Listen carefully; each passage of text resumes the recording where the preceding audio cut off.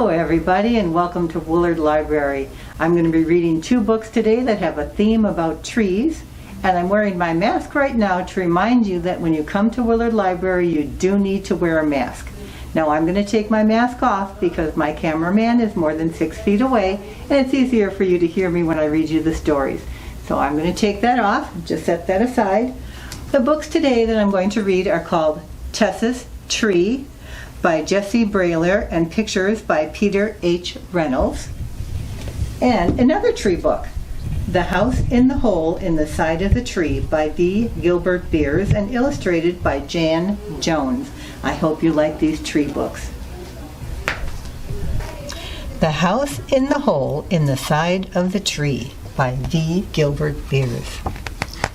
Squire Squirrel. "Well, what do you want?" Squire Squirrel growled. He looked so angry that the Chipmunk twins almost ran away. Do you have a hammer that we could borrow?" they answered, almost whispering. "No," shouted Squire Squirrel. "What do you think this is, a hardware store?" Then he slammed the door so hard that the tree shook, and the house in the hole in the side of the tree shook too. Squire mumbled and grumbled all the way up the stairs. He looked around his house to be sure that it was all right. He had not made the house well. He knew that he must stop slamming doors or the whole house would fall down. "I really should build a better house in a better place," Squire grumbled to himself. "The neighbors never do anything for me. All they ever do is borrow hammers and things." Of course, Squire Squirrel never thought to ask himself what he did for the neighbors. Just then, Squire heard something at his window. "Yoo-hoo!" someone said.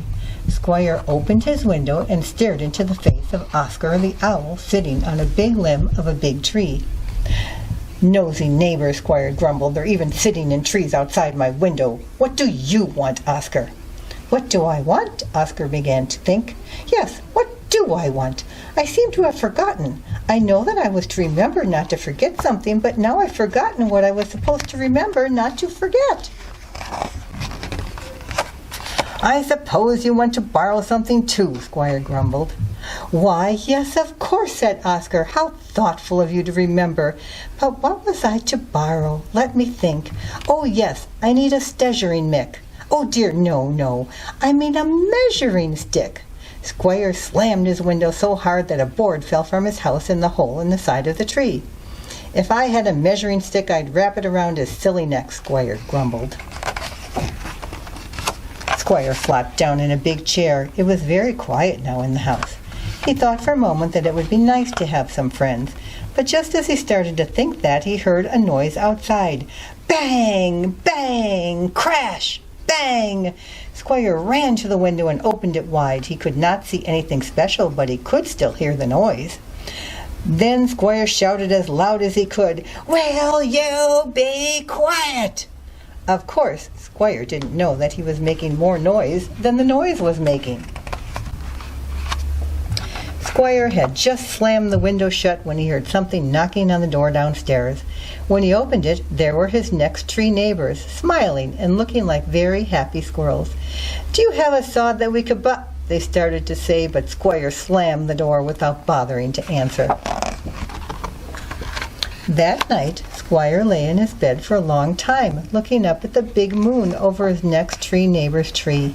He felt very lonely, and he felt very sad. Squire knew that he really wanted some friends, but he knew that he would never have friends by slamming doors and windows and shouting when they tried to be friendly. With these thoughts running through his head, Squire fell asleep.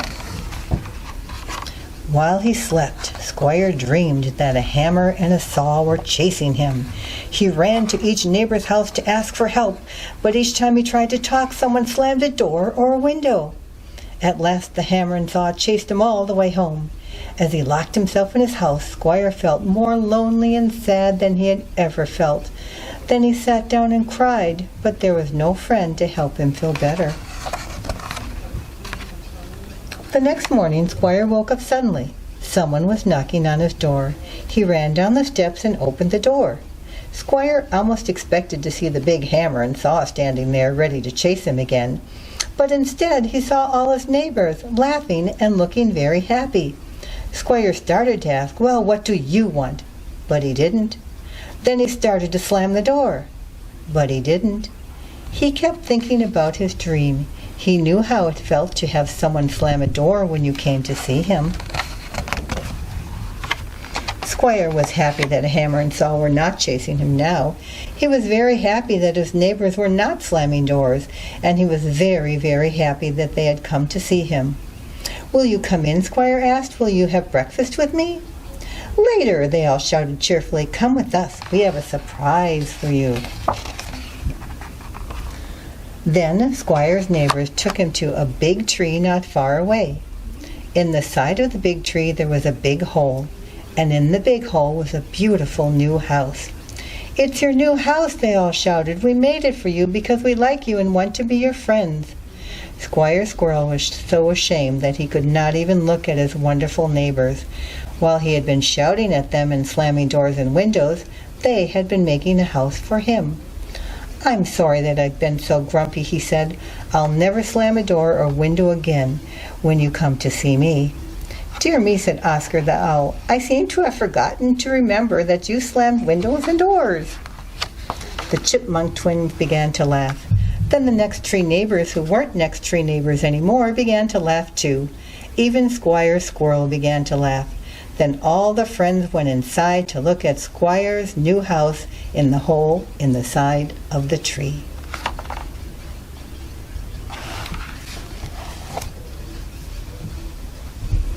Tess's Tree. This is Tess. This is Tess's tree. Tess loved to swing from her tree, play in its leaves, and camp out under it. Tess loved her tree. Tess was exactly 9 years, 3 months, and 2 days old. Tess's tree was about 175 years old. That's very old for a tree. The leaves of Tess's tree grew green in the spring and turned yellow in the fall. And long ago the words Tyler and Max had been carved into the shape of a heart on the trunk of Tess's tree. One night a storm blew hard and long, making the tree's old branches bend and shake. A big branch fell from Tess's tree, and then another one fell. Tess's mom was worried. She said, "The tree could fall and hurt someone." "Not my tree," thought Tess. But Tess's tree was taken down. Tess was angry. She threw her toys. She screamed at the neighbors and kicked the other trees. Tess was sad. She hugged the branch that used to hold her swing. She lay on the stump of her tree and cried for a long time.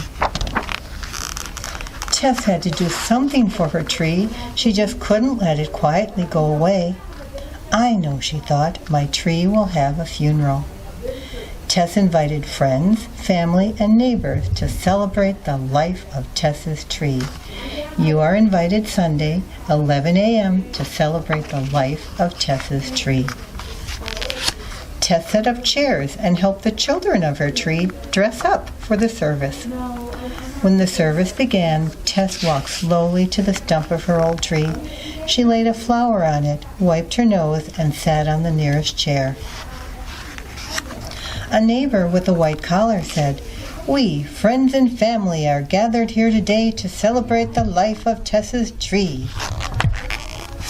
Tess's teacher stood next to the stump and read a poem about a swing. "How do you like to go up in a swing, up in the air so blue? Oh, I do think it's the pleasantest thing ever a child can do." Tess cried when she thought about her tree and its swing. A handsome husband and a pretty wife who looked like movie stars walked slowly to the tree's stump. "Dear friends of Tess's tree," said the wife, "I'm Tyler." "And," said the husband, "I'm Max." They looked at Tess and smiled. "Wow, Tess whispered. It's them. This was once our tree, too, Tyler said. They each kissed Tess on her cheek. There's the carving, Tyler and Max. An older woman walked unsteadily to the stump. My dear friends, the lady said, this is me as a child. She held up an old photo. More than 70 years ago, happily climbing among the branches of Tess's tree. Awesome, thought Tess. The old woman turned to Tess. I loved your tree. Here, please, this is for you. She handed the old photograph to Tess. Tess's mother stood next to the stump and invited Tess to join her. She told the friends of Tess's tree how proud she was of her daughter. Tess smiled and thanked the people for helping celebrate the life of her tree. That night, Tess looked out of her bedroom window to where her tree once stood. She thought about all her tree had done for so many people. And look, she even drew pictures of the tree in spring, summer, fall, and winter to remember her tree. A last tear dried. She was okay. The end.